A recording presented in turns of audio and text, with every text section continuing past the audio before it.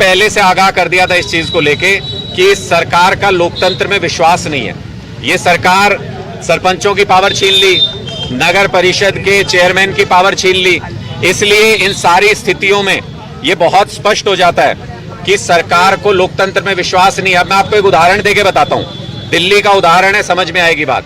प्रधानमंत्री 5-6 स्टेट को बाढ़ में छोड़ के विदेश भाग गए और विदेश में बैठ के वहां से चुने हुए मुख्यमंत्री से नहीं पूछ रहे कि दिल्ली में बाढ़ की क्या हालत है। गवर्नर एलजी से पूछ रहे हैं वहां पे कि जो अपॉइंट किए गए हैं उनसे पूछ रहे हैं कि बाढ़ की क्या हालत है। इसका मतलब इनका लोकतंत्र में विश्वास नहीं है, चुने हुए प्रतिनिधियों को कुछ समझते नहीं है। इसलिए दिल्ली के मुख्यमंत्री को भी बाईपास करने की कोशिश करते हैं।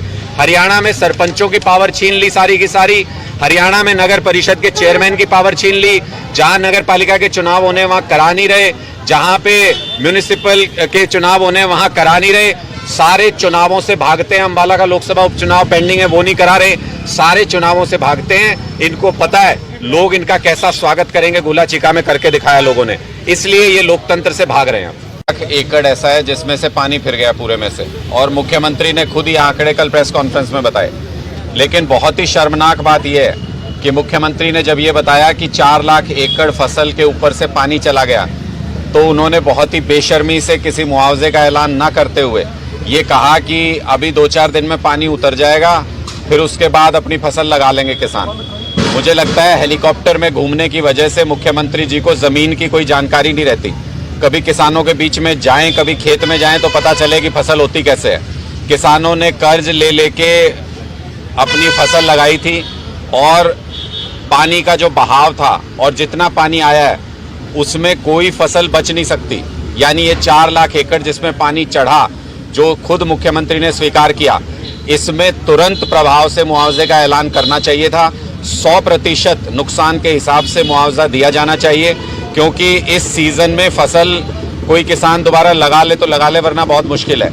मुख्यमंत्री जी कहता हूँ, हरियाणा के मुख्यमंत्री हेलीकॉप्टर में घूम के और उन्होंने कह दिया हाँ जी यहाँ बाढ़ आई है, उतना ही समझ में आया होगा जितना हवा से दिखाई दिया।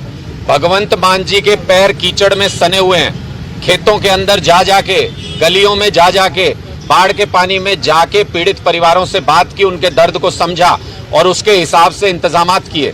बॉर्डर के पार जिन लोगों ने जा करके देखा है, कुछ लोग बॉर्डर के गांव मदद करने भी उस तरफ गए थे, उन्होंने कहा कि वहां पहले से इतना शानदार प्रबंध था। स्कूलों के अंदर, सरकारी दफ्तरों के अंदर सेंटर बना रखे हैं कि जिसको जो मदद देनी है यहाँ दीजिए। वहां से जिला प्रशासन हर गांव में उसको डिस्ट्रीब्यूट कर रहा है। हर मिनट पंजाब के लोगों के साथ खड़े नजर आए भगवंत मान जी।